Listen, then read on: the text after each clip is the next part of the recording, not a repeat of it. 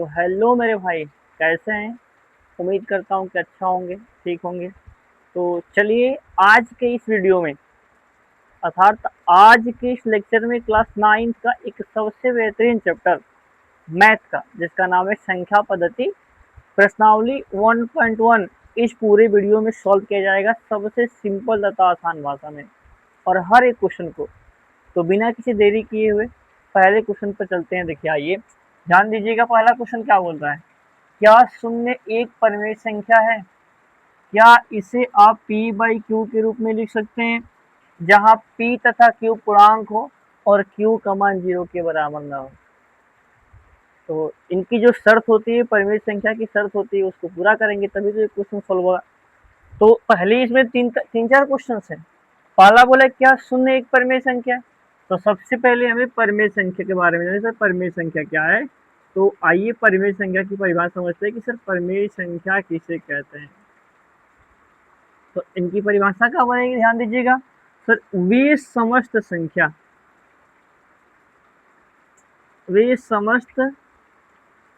संख्या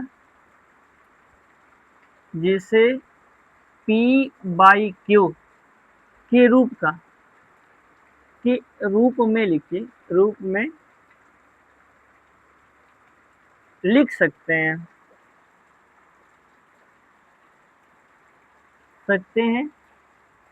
तथा q का मान ये p बन गया, q का मान 0 के बराबर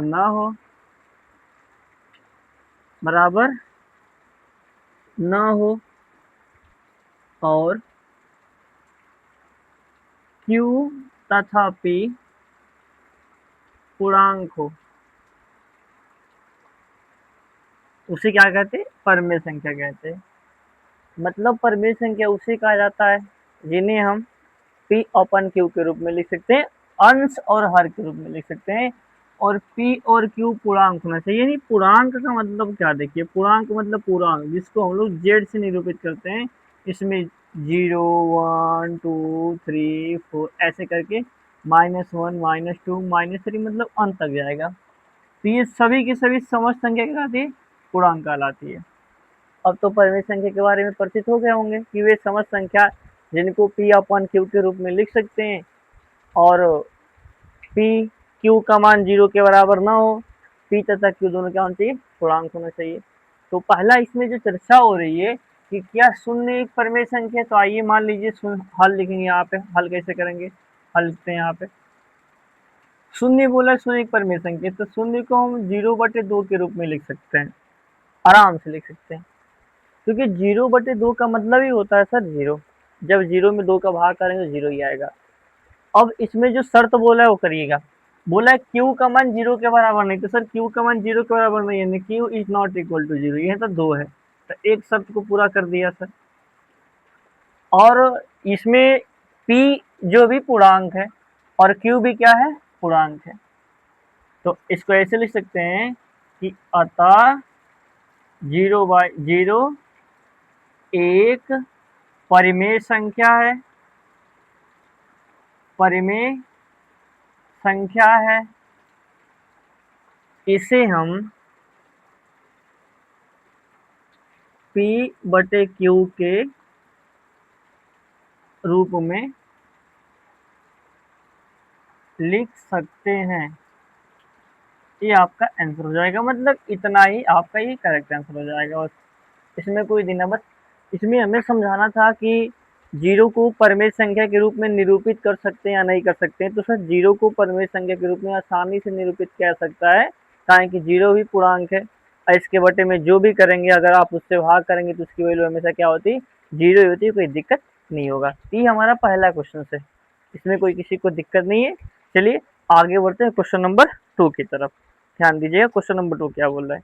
इसको प्रिंट कर देते हैं, स्क्रीनशॉट ले लीजिएगा।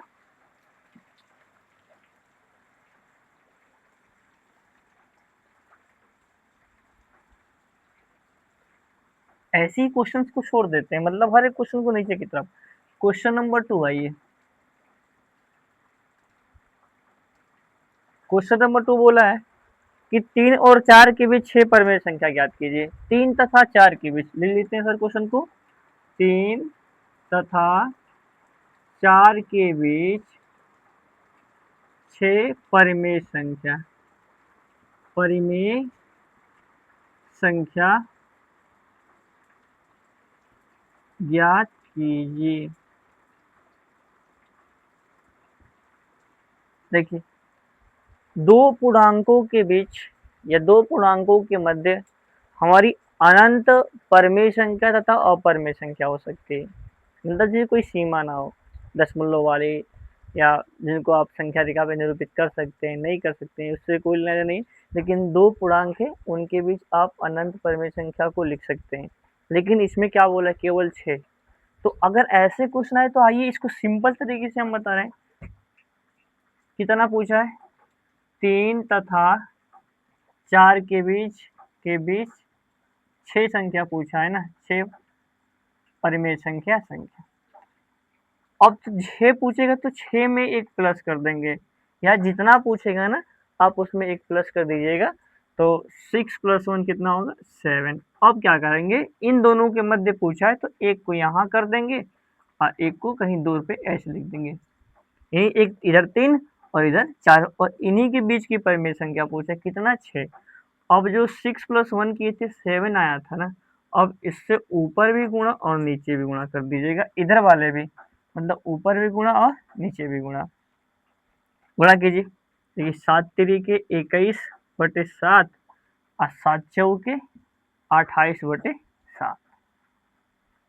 अब 7 मतलब 21/7 में भाग करेंगे तो 3 ही आएगा, और 28 में 7 से भाग करेंगे तो 4 ही आएगा। इन्हीं के बीच का पूछा है। अब लिखेंगे सर इनका और इनके बीच की परिमेय संख्या 6 है। तो 21 के बाद आता 22, तो 22/7, 22 के बाद 23/7, इसके बाद 24/7, उसके बाद 25/7, उसके बाद 26/7, उसके बाद 27/7 और 28। यानी इससे छोटी है सब और इससे क्या है, बड़ी है। कितना बचा था बाबू, 6 ना, और कितना लिखे सर, 1 2 3 4 5 6। तो ये हमारा आंसर आ जाएगा। लिखेंगे अतः, यहाँ पे आप लिख सकते हैं इसके नीचे, अतः 3 तथा 4 के मध्य परिमेय संख्या, हाँ इनको उतार देंगे, 22/7, 23/7, 24/7, 25/7, 26/7 और 27/7। ये आपका क्वेश्चन नंबर 2 कंप्लीट हो गया। ये आपका क्वेश्चन नंबर 2। तो 3 तथा 4 के मध्य 6 परिमेय संख्या। तो जितना भी पूछेगा उसमें आपको एक प्लस जोड़ देना है, एक जोड़ करके उस संख्या के अंश और हर में गुणा कर देना है दोनों तरफ, और फिर मध्य वाली जो संख्या आएगी उसको आसानी से लिख देना है। ये सबसे सिंपल तथा आसान तरीका है। और भी तरीका है, बट ये सही तरीका है आप लोग के लिए, बढ़िया के लिए। चलिए आइए क्वेश्चन नंबर 3 पे चलते हैं, इसको स्क्रीनशॉट ले लीजिए।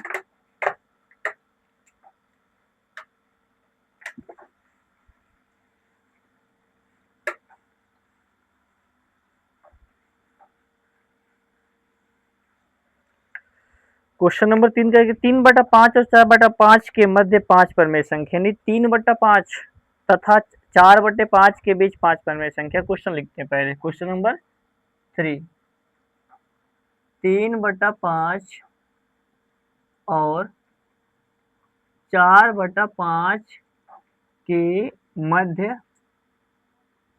5 परिमेय संख्या ज्ञात कीजिए। ये क्वेश्चन से क्वेश्चन नंबर 3 ज्ञात कीजिए। चलिए हल करते हैं इस क्वेश्चन को। लिखेंगे हल में कैसे करेंगे, 3/5 और 4/5 ये दो परिमेय संख्या है और इनके मध्य 5 परिमेय संख्या याद करेंगे। तो सबसे पहले लिखेंगे सर 3/5 तथा 4/5 के मध्य 5 परिमेय संख्या याद करना है। तो कितना, तो 5 याद करना है। तो लिखेंगे 3/5 तथा 4/5 के मध्य 5 परिमेय संख्या। अब 5 पूछे ना, तो 5 में 1 जोड़ दीजिएगा सर, 5 प्लस 1 बराबर कितना हो जाएगा 6। अब इन दोनों नंबरों को ना, दोनों परमेय संख्या को किनारे किनारे लिखे, एक को यहाँ पे यानी कहीं पे भी 3/5 और एक को थोड़ी दूरी पे 4/5। अब 5 को पूछा है तो एक जोड़ेंगे तो 5 एक 6 हो जाएगा। अब 6 से ऊपर भी गुणा और नीचे भी गुणा, इधर भी ऊपर भी और नीचे भी। अब गुणा कीजिए, 6 3 18, तो 18/5 छक्के 30, 6 चौके 24 बटे में 5 छक्के 30, दोनों किनारे किनारे वाला हो गया। अब इनके मध्य 5 चाहिए, बढ़िए सर, 18 के बाद 19, 19/30, 20/30, 21/30, 22/30, 23/30 और 24 है, ये गया। अब ये जो संख्या इस संख्याओं से बड़ी होगी और इस संख्या से क्या होगी, छोटी होगी, यानी 18/30 से बड़ी है और 24/30 से क्या है, छोटी संख्या है। तो इन्हीं के बीच का ना होगा, तो कितना कहा था, 5 ना, 1 2 3 4 5, तो लिखेंगे लास्ट में कि अतः 3/5 तथा 4/5 के मध्य परिमेय संख्या बराबर, परिमेय संख्या बराबर, इनका नाम लिखेंगे 19/30, 19/30, 20/30, 21/30, 22/30 और 23/30, 1 2 3 4 5, ये आपका आंसर आ जाएगा। मतलब सबसे सिंपल लैंग्वेज में चल रहा है ये क्वेश्चन, इससे आसान तरीके से आपको कहीं नहीं मिलेगा। तो ये भी समझ गए होंगे। आइए क्वेश्चन नंबर 4, जो इस अध्याय का, इस प्रश्नावली का लास्ट क्वेश्चन से, इसमें कारण पूछेगा, रीजन के साथ बताना पड़ेगा। तो क्वेश्चन बोला कि नीचे दिए गए कथन सत्य है या असत्य, कारण के साथ अपने उत्तर पुस्तिका में लिखिए। तो पूरा क्लीन करके एक एक को समझते हैं, देखिए ध्यान दीजिएगा।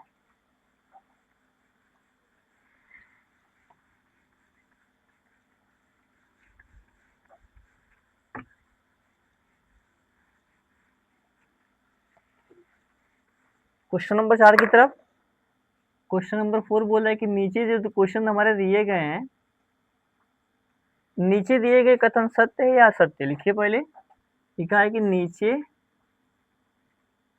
दिए गए कथन सत्य है या असत्य, है या असत्य, ये पूछ रहा है। कारण भी पूछ रहा है सर, कारण के साथ अपने उत्तर पुस्तिका में लिखना है, अपने उत्तर पुस्तिका में लिखिए।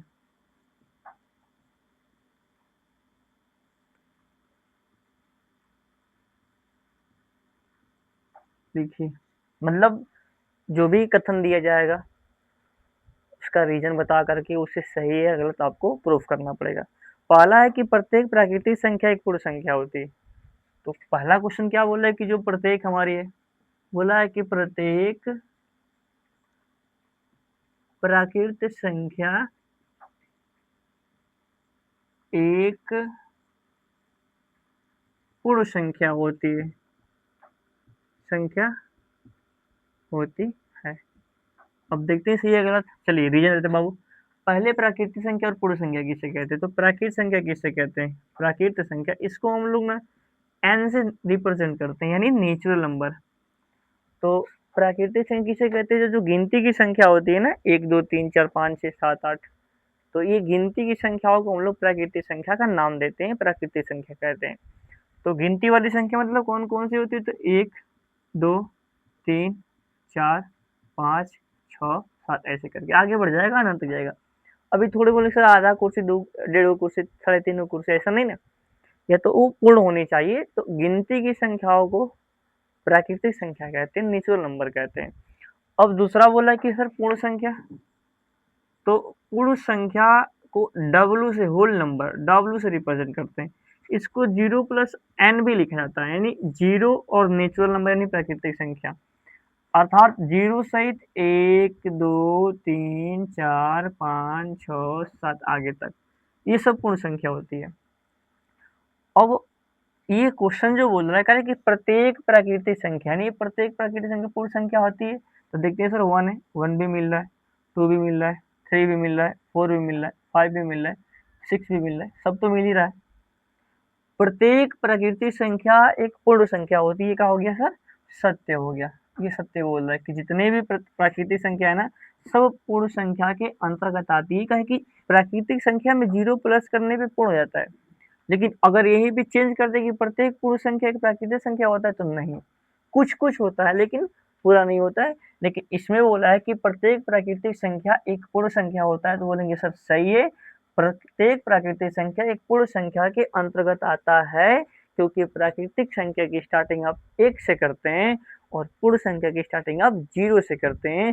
0 1 2 3 4 ऐसे आगे बढ़ेगा, 1 2 3 4, तो जो प्राकृतिक संख्या में है वो पूर्ण संख्या में मिल रहा है, इसलिए कथन क्या है, सत्य। चलिए, अब दूसरा इसका कथन क्या बोल रहा है। दूसरा कथन बोल रहा है कि प्रत्येक पूर्णांक एक पूर्ण संख्या है। दूसरा कथन है कि सर प्रत्येक पूर्णांक एक पूर्ण संख्या, उसको भी देखते हैं कि क्या कह रहा है। इसको ऐसे छोड़ देते हैं, पहला वाला क्या है, असत्य, सत्य है। दूसरा बोला कि प्रत्येक पूर्णांक, प्रत्येक पूर्णांक एक पूर्ण संख्या है। चलिए देखते हैं है कि नहीं है। आइए, पहले पूर्णांक, पूर्णांक किसे कहते हैं सर, पूर्णांक वाला जेड डेसिमल में ना हो, ये कहाँ से होता है, 0 1 2 3 4 आगे बढ़ेगा, -1 -2 -3 -4, ये हमारा पूर्णांक है। मतलब प्लस माइनस नेगेटिव इंटीजर और पॉजिटिव इंटीजर दोनों, यानी प्लस वाला भी माइनस वाला, ये पूर्णांक होता है।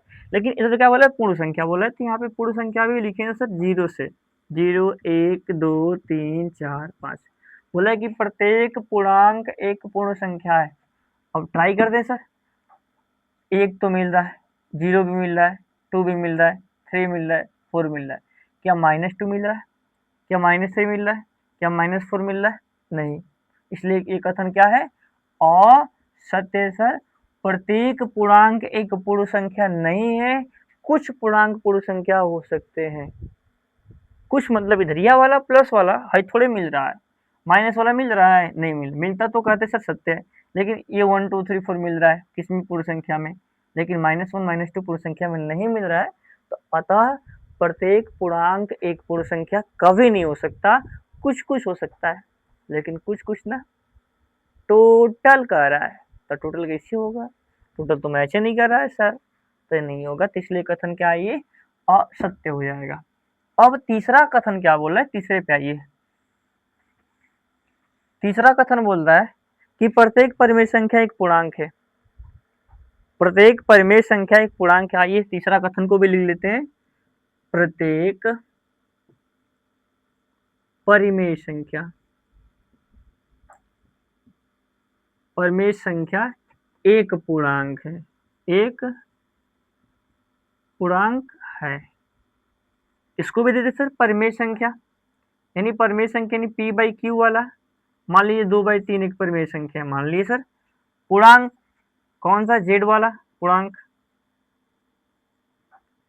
-2 -1 0 ऐसे आगे बढ़ेगा, 1 2 3 4। अब बताइए ये परिमेय संख्या, ये पूर्णांक यानी पूर्णांक है, हाई जो दशमलव की वैल्यू है, डेसिमल की वैल्यू है, ये पूर्णांक है। अब प्रत्येक परिमेय संख्या एक पूर्णांक इसमें मैच कर रहा है, कोई भी नहीं मैच कर, ये 10 डेसिमल वाला है, नीचे पूरा अंक दिया है, भले ही प्लस माइनस में दिया, उससे कोई लेना देना नहीं है, लेकिन पूरा अंकवा तो है ना। इसमें बोले सर डेसिमल वाला, तो क्या प्रत्येक परिमेय संख्या पूर्णांक हो सकता है, एकदम नहीं हो सकता, ये गहू ना मिलत है माता।